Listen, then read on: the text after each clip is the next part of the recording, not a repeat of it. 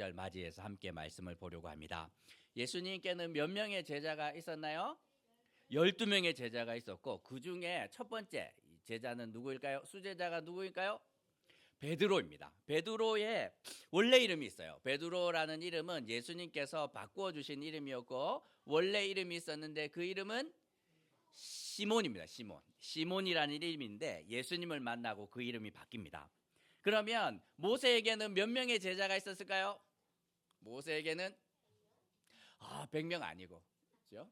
사실은 12명의 제자가 있었습니다. 이제 각 12지파에서 대표자 한 사람씩 뽑아서 12명을 모아서 정탐을 이렇게 보냈는데 그 중에 몇 명이 탈락합니까? 10명이 탈락하고 2명이 남아요. 그 2명이 여호수아와 갈렙이었는데 이 두 중에 수제자는 누구일까요? 맞아요. 여호수아예요. 그러면 여호수아의 원래 이름을 혹시 아시나요? 여호수아의 원래 이름은 호세아라는 이름인데 이 이름도 참 귀한 이름이었어요. 호세아라는 뜻은 구원자라는 뜻을 가지고 있었지만 그것으로 충분히 하지 않았고 모세가 여호수아를 이렇게 만나면서 너는 이제 호세아로 살면 안 되고 여호수아로 살아야 되겠다 하고 이름을 바꿔줍니다. 여호수아라는 이름은 단지 구원자라는 뜻이 아니라 하나님께서 구원하신다 하는 이름으로 바꿔줍니다. 모세는 자신이 언젠가는 죽을 거라는 사실을 알았고 그러자 하나님께 기도합니다. 하나님, 제가 죽고 난 다음에 이스라엘 민족이 목자 없는 양같이 되면 안 되는데 참 사람 하나를 붙여주옵소서 기도를 하자. 그러자 하나님께서 모세에게 말씀합니다. 눈의 아들 여호수아는 그 안에 하나님의 영이 머무는 자이니 너는 데려다가 안수하면 된다 이렇게 말씀합니다. 제가 이제 정상적으로 은퇴를 하려면 꽤 많이 남았지만 제가 여기에 부임하는 순간 기도했던 게 무엇이냐면 하나님, 제가 천년만년 사역하지 않고 20년 하면 끝날 텐데 이 후임 목사를 좀 잘 세워주옵소서. 오면서부터 제가 시작된 기도입니다. 어떻게 하면 참 이렇게 이 앞 세대가 했던 수고들을 잘 이어갈까 했는데 모세는 이런 기도를 했고 하나님께서는 그 응답을 들어줍니다. 이 여호수아는 다른 것이 아니라 하나님의 영이 가득한 자였습니다. 다른 지혜나 능력이나 삼손처럼 긴 머리로 뭘 하거나 이런 사람이 아니었고 하나님께서 이렇게 함께하는 사람이었습니다. 여호수아가 잘하는 거 뭐 잘했을까요? 여호수아가 잘했던 것은 말씀을 묵상하고 그 말씀대로 살아가는 거 참 잘했습니다. 하나님께서 너는 딴 거 하지 말고 하나님의 말씀을 밤과 낮으로 묵상하고 좌로나 우로나 치우치면 안 돼 이렇게 말씀하시자 여호수아는 실제로 그렇게 살아갑니다. 또 하나 여호수아가 잘했던 게 있는데 그게 뭐냐면 기도하는 거 여호수아가 진짜 잘했습니다. 금요일 날 와서 저희가 이렇게 기도하면 목사님보다 더 오래 기도하는 분들 많습니다. 이 모세가 텐트를 만들어 놓고 여기 누구든지 와서 하나님을 만나기 원하면 와서 기도하면 됩니다 했더니 많은 사람들이 와서 기도를 했어요. 그런데 이제 오래 기도한 사람 가운데 하나가 모세 목사님이었을 텐데 모세 목사님이 오래 기도하시고 집에 가는데 끝까지 남아 있었던 청년이 있었는데 그 사람이 누굽니까? 여호수아였던 것이지요. 여호수아는 실수를 했을까요? 안 했을까요? 실수를 많이 합니다. 아이성 전투에서 사람의 말이 아니라 하나님의 말이 아니라 사람들의 말을 듣자 아이성에서 실패하기도 하고 기브온 사람들이 와서 거짓말을 막 하는데 이게 착한 사람이니 막 속기도 합니다. 하지만 놀라운 것은 이 여호수아는 실수를 숨기지 않아요. 여리고성에서 큰 승리 얻었지만 아이성에서 사람들의 말을 듣고 전쟁에서 패합니다. 그러면 어떻게 할 수 있습니까? 이거 아이성 전투하자고 한 사람 누굽니까? 기도 안 하고 꼬시우 당신 때문에 이렇게 된 거라고 내 잘못이 아니라 당신 때문이다 이렇게 말할 수 있지만 여호수아는 그렇게 하지 않아요. 하나님 앞에서 자기 옷을 찢으며 하나님, 제가 지도자인데 그것을 잘 분별하지 못한 거 제 탓입니다. 그리고 기브온 사람들이 와서 속일 때 그 거짓말에 홀락 속아 넘어갔지만 사람들을 야단치지 않아요. 내 옆에 있는 당신들이 그 잘 알아서 해야지 왜 이게 나한테까지 오도록 하냐 하지 않고 그 사람들이 거짓말을 했지만 어떻게 합니까? 내가 잘못했지만 약속은 지킨다 하면서 그 사람들을 이스라엘 민족 가운데 살도록 허락합니다. 여호수아는 때로는 실수하고 속기도 하지만 하나님의 영이 가득했고 하나님의 말씀을 묵상했고 기도의 사람이었기 때문에 하나님께서 그 실수까지도 선한 것으로 만들어줍니다.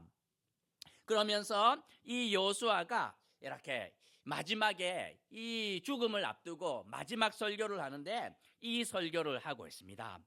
주변에서 여호수아만 보면 사람들이 다 한마디씩 하는데 저 여호수아는 하나님밖에 모르는 사람이야. 딴 거 몰라. 저 사람은 정치도 모르고 아무것도 모르고 하나님밖에 모르는 사람이야 하는 별명을 붙여주고 있어요. 오늘 말씀을 보면 뭐라고 말합니까? 당신들이 뭘 하는지 나는 모르겠다. 어떤 사람은 돈을 쫓아서 살아가고 성공을 쫓아서 살아가고 뭐 이렇게 많이 쫓아서 살아가는지 모르겠지만 나는 딱 하나, 죽으나 사나 하나님의 집 이거 섬기는 것만 하는데 선택을 해라. 니네들은 맨날 뭐 일론 머스크 어쩌고 뭐 테슬라 어쩌고 이렇게 살아가는데 나는 그런 거는 하나도 모르겠고 오직 하나만 아는데 우리 집은 무조건 하나님만 섬긴다. 니네들이 결단하라 하고 마지막 유언을 남깁니다. 목사님이 신방을 자주 다니는데 어떤 집을 신방을 했는데 깜짝 놀랐습니다. 못 사는 집이 아니었어요. 집도 되게 큽니다. 그런데 문을 열고 들어갔는데 집에 아무것도 없어요. 가구가 없어요. 가구가. 진짜 뭐 거실에 제대로 된 뭐 이렇게 소파 하나 없이 벽지도 되게 낡고 막 이렇게 이 집이 왜 이러나 왜 이렇게 사나 이렇게 생각을 했는데 목사님 식사하시지요 하고 이렇게 밥상을 펴고 식탁을 차렸는데 깜짝 놀랐습니다. 거실에 책장도 없고 TV도 없는 집이었는데 그런데 이제 상이 나왔는데 상다리가 부러질 정도로 얼마나 잘 먹는지 산의 진미가 그 상에 가득했어요. 목사님 이것도 드시고 하는데 최상급 요리가 거기에서 나오죠. 이 집은 어떤 집입니까? 먹는데 진심인 집이에요. 우리는 가구, TV 다 안 산다 하지만 먹는 거 하나만큼은 목숨을 건다. 그러니 그 집 아이들은 어떻습니까? 머리를 이렇게 쓰다듬었는데 윤기가 흘러요. 윤기가. 얼마나 아이들이 토실토실하고 통통한지 물어보았습니다. 왜 이렇게 먹는데 목숨을 겁니까? 먹는 게 최고라는 거예요. 먹는 게 목사님 전부. 먹어야 우리가 힘을 얻고 건강하고 하지요. 그래서 우리는 딴 거 안 하고 먹는데 목숨을 겁니다. 할렐루야. 그러나 또 어떤 집을 갔는데 문을 열었는데 깜짝 놀랐어요. 집에 왔는데 집이 헬스장이었습니다. 이거 갔는데 가족이 그 4명 있는데 4명 각각의 자전거가 2대씩 있어요. 자전거만 8대, 그 헬멧에 보호 장구에 전용 신발에 이렇게 있고 그리고 아이들이 집에 없어서 물어봤습니다. 아이들 어디 학원 갔습니까? 우리 아이들은 학원 안 다닙니다, 목사님. 지금 어디 갔냐면 태권도 갔다가 수영 갔다가 지금 이 시간이면 축구하고 있습니다. 아이들이 저녁에 왔는데 얼굴이 새카맣습니다. 그리고 군살이 하나도 없고 이 집은 어떤 집입니까? 운동하는데 목숨을 건 집이에요. 물어보았습니다. 왜 여기에 목숨 겁니까? 목사님 체력이 전부라고. 건강 잃으면 아무것도 못하는데 그래서 우리는 운동하는데 목숨을 걸었습니다. 그리고 제가 한 집을 갔는데 이 집은 아이들이 영어로 요한복음을 외우는 집이었습니다. 아빠가 교수님이었고 이 어머니도 이렇게 교육하는 분이었는데 이 집 아이들은 영어로 요한복음을 줄줄줄줄 외우고 있습니다. 그게 가능할까요? 엄마가 얼마나 안 외우면 밥을 안 주기 때문에 살기 위해서 그걸 막 외웠다고 해요. 그래서 그 집사님을 불러다 놓고 물었습니다. 보면 왜 하필이면 마태, 마가, 누가 다 있는데 요한복음입니까? 태초에 말씀이 있었고 이게 이제 육신이 되었는데 이게 생명이 있다고 자기는 믿는다고. 요한복음 하나만 영어로 다 외우면 나는 우리 애들 인생 망하지 않는다 하면서 그걸 목숨 걸고 지키는 집이었던 것이죠. 여호수아의 집은 어떤 집이었을까요? 하나님을 믿는데 진심인 집이었습니다.